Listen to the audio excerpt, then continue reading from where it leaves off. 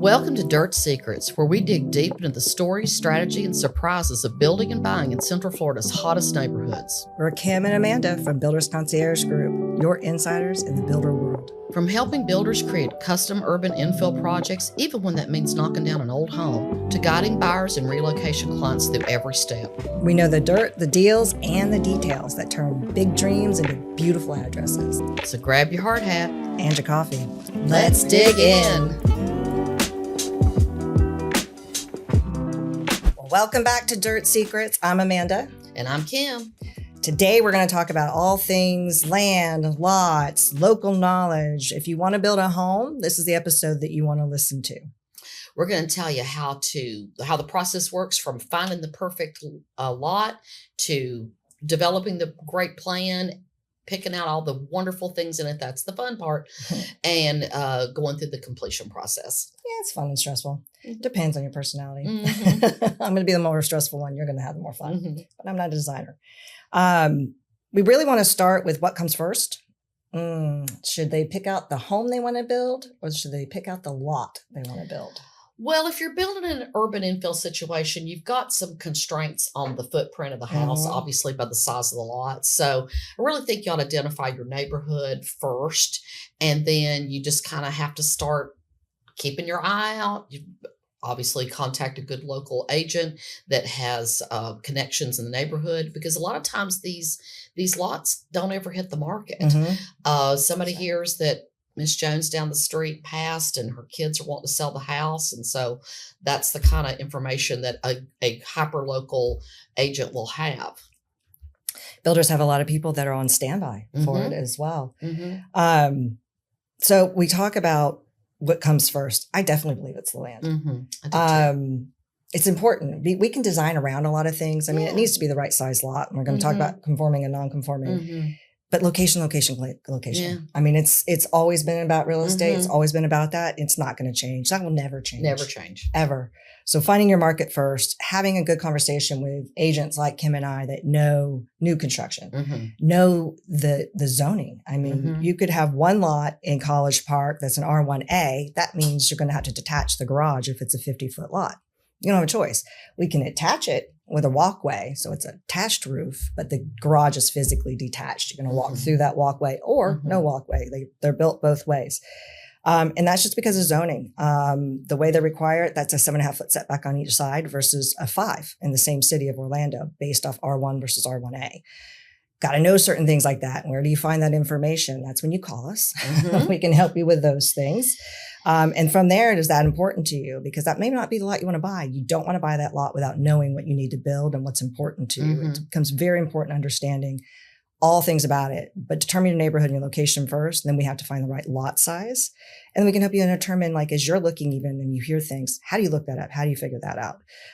We would love to have that conversation with you. So call us.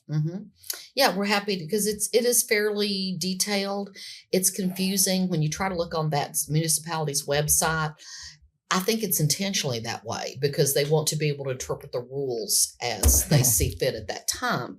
So you have to have knowledge of what will fit on there, what kind of parameters you have to design around. Some of them have a historic overlay. So all of a sudden you've got to have an elevation that will blend in with the rest of the neighborhood, which I think is wonderful. I love the aesthetics of that. I love nothing more than a new house that looks like an old house. And that's hard to achieve, but it can be done with great architecture and great design. Oh, absolutely. Well, we just did that. We did that at 809 Maxwell. Check that home out. It's one of my favorites we've ever done.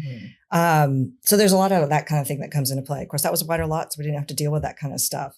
But when you're going back and now we're saying, okay, we found the lot, we found the house. Now how are we going to talk about the lot? Well, we actually have a checklist for all these things. So we're going to sit down with you and go through everything and things you've never thought about in a home. From that is how an architect's going to design your home. What's important, how we need to make this work. We can look at it ahead of time when we know what your needs are, when you're determining what lot size you're going to need based off what zoning. That's what we need to know is your needs assessment, basically, your wish list, if you will. And then we're going to start going, okay, and we're going to set your expectations, your proper expectations on the value of these things and what you're trying to accomplish. It's going to be very Builder specific as well. We talk about what do you expect to put in a home? Are you doing appliance grade, apartment grade appliances? Are you doing higher end appliances? And, my budget's this, but I want this. I'm like, well, I'll have that same caviar taste and beer budget myself, but we're going to set that proper expectation so that you understand what you're looking for and what you can and can't accomplish. And when you hear a builder say they can, now we're going to have to drill even deeper into budgets and understand what that dollar amount in your budget means to what quality of material you can buy. Guess what else? Well, it's changing. It has changed. It does change. Drastically. Prices have definitely been very volatile lately, especially in things that have anything to do with the imports. And sometimes it's like you don't even know one little part in that particular item could be an imported item, and all of a sudden that changes the process. But that's another discussion for another time. But I think the important thing is that needs assessment's super important because architects are expensive. The well worth it. Don't try this at home, kids. You definitely need an experienced architect. But by knowing your needs and wants when you go in, you can save time because they charge by the hour and the square foot. So they charge by the square foot initially, so that gets you your initial plan, but every time you go back in there and tweak that plan, they have to charge you again. So all of a sudden you'll have $10,000 or $12,000 maybe designated for architecture, and then you get a $25,000 architecture bill. It's not something you have in your budget, and it's not something that you get to touch and feel every day, but it's an absolute critical process of building a great home. So knowing those things when you go in to sit down with the architect for the first time is powerful, and it gives you a lot more confidence about, going forward with your dream, and it'll save you money in the long run. Well, let's be honest. Designing the home is the fun part.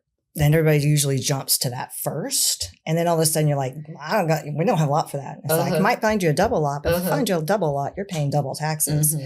So it's really critical, especially in infill when we have limitation on lot size and even a lot of non-conforming lot sizes. Don't do that first. Don't spend that money because you're going to spend a lot more money redoing it all over again and you're going to lose all the things you really wanted. So we can design around that up front. We work with a lot of speculative builders. You might find a floor plan they love that they might sell at a lower price, and with their architect that's doing that can modify little things for you. So that could be a benefit to save you money as well. We also know, and they usually won't build directly for you. They're busy building speculative, and the difference in the time from an end user versus you do selections, you can turn it around in a few hours until you have to redo it a few times. Turn it around in a few hours. It saves a ton of time. I mean, that's literally how we build a house in 6 to 9 months versus 12, 18, 2 years. It's knowing these things right up front, making these decisions immediately. We don't change our minds. We don't see fun, pretty things and go, we're going to do something different here because that one change affects 1,000 other changes. But we do know builders that will build directly for you as well. So they're different things that they're not speculative, but you can have a little bit more say. They'll work with you on the inside. And you might even get to work with Kim on the design side. Depends on how busy she is. And great homes start with great paperwork. And, that's something that a lot of builders, their processes are different. And so knowing to ask those questions when you go in to interview a builder, I think is very important. Ask them what their process is, because we have people come in our open houses a lot of times on the weekends. They're like, oh my gosh, my house has been under construction for over a year. That's a red flag to me. I'm like, wow, why? And typically it's because there wasn't a structured and good process up front to get the house off the ground. Once the train pulls out of the station, it should continue to roll every day. But if it's stopping and starting because the builder didn't ask you to make this decision or didn't ask you to pick this out at a certain time, and they have to stop and wait for you, and you feel rushed, you don't want to be like, they're like, I need this tomorrow. And you're going, I need to think about this a little bit. I want to look at all my options. That's a bad process. And that's going to put stress on the builder. It's put stress on the client, and ends up taking a lot longer. And when you're on a construction loan, and we'll talk about those in another episode, when you're on a construction loan, you're paying interest every single day. And so every day that house sits, it's no benefit to anyone. The builder loses money, the client loses money. So we'd like to have a good process and talk about how that helps you save money and time. Billy, someone used to say builders are operational. They don't run businesses. And that's true. I mean, that's literally what we're trying to do is put processes in place for a lot of our, that's the concierge aspect of our business. And we can talk a little bit how we came up with all this stuff, but Bill had a lot to do with it. It's a process, and you've got to do these things up front. And then they tell you got to do it right away. And then they don't stay on top of you to get it done because they're out building your house. So then they get to a stopping point they can't order. And that's a 6 to 8, 12-week lead time. It could be longer during, our supply chain stuff, everything changed there as well. It becomes so mass critical, and having all these pieces attached to every other piece. I mean, it's like algebra 1, algebra 2. You just keep going with all this stuff.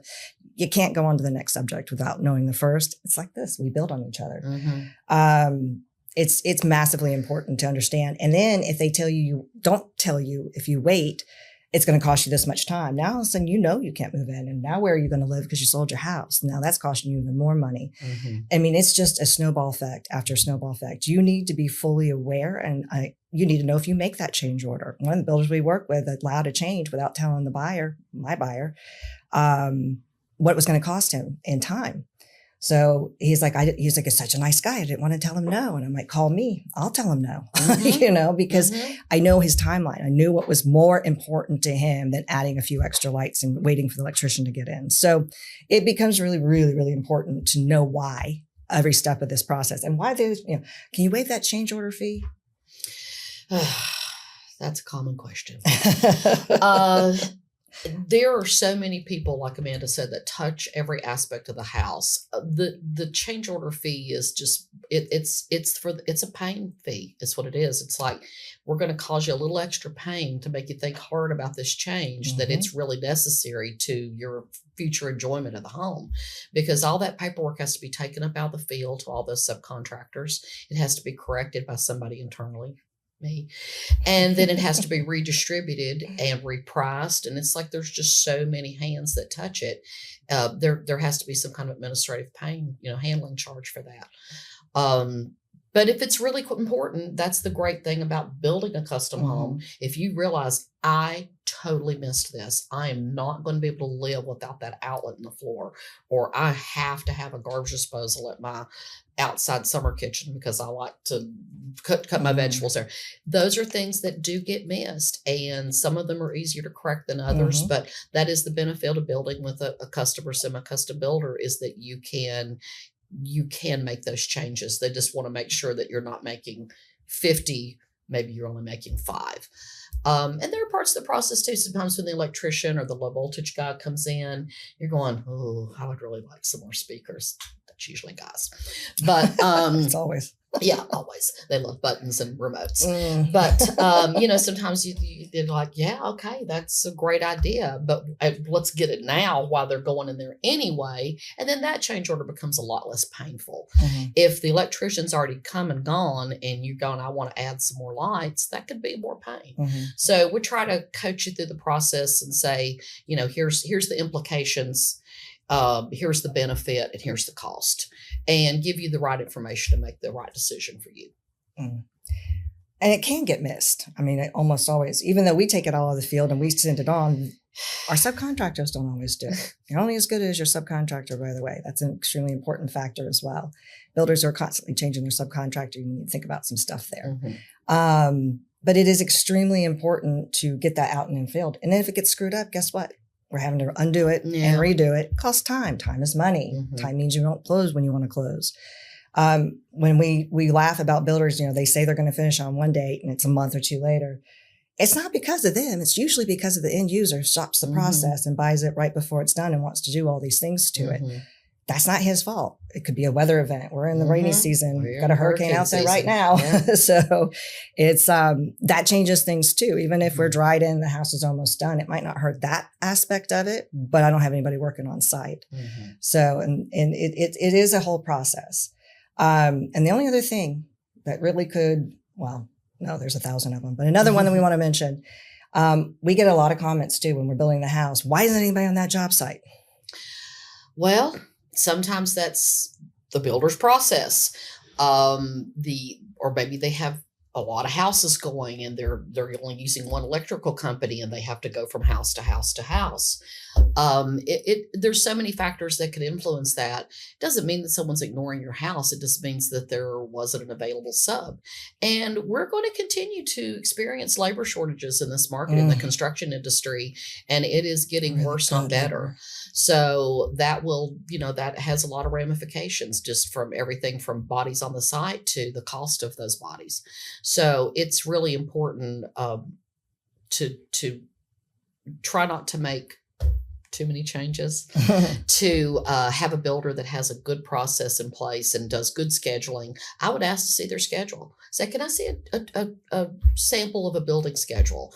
And if you don't see something filled in at least 5 to 6 days a week on all of those weeks, that they're literally making it up as they go along. So that's something to really investigate. I think people go in and they look at a beautiful home a builder's built. They're like, oh gosh, that was the prettiest home. And that's usually what triggers them to talk to that builder. He or she's a really nice person. They seem really interested in what they, what the buyer wants or what the customer is looking for. But they might not have a very good process. Maybe they only build 1 or 2 houses a year, and they're very hands-on. They do all the scheduling, they do all the accounting, they do all that themselves. Well, that sounds great. Oh, it's a small, family-owned business or a small, sole proprietorship. But if they're doing those things, they're not able to build your house. We can't be all things to all people, and humans build houses. That's another thing. We'll talk another episode about, the turnover process, the punch out process. We don't build to OCD. Yeah, exactly. But, tell people, I'm like, it's not one of my old builders used to say, it's not a Swiss watch, it's a house. So there's going to be some little imperfections that some major, some minor, but, that's really important to look at when you're looking at a builder's finished product, is look at how is it finished. If there's undone things, you have to question those. You have to go, why did they miss that? Maybe they have every intention of getting to it, but they're not. It might not have been required for CO. They're pushing for CO. They're buttoning things up. Trades don't show up sometimes. We're having a labor shortage. I mean, they're scheduled. They're on the schedule. You saw the schedule. Then they don't show up. They get sick. Something happens. We've had car accidents. We've had some crazy things. The job goes longer than they anticipated. The job they're on, they thought would be 3 days. It turns out to be 5. Plumbers on their way, and they're dealing with pipe burst and all kinds of stuff. There's things that happen. I mean, again, humans do build houses, and things happen to us all the time.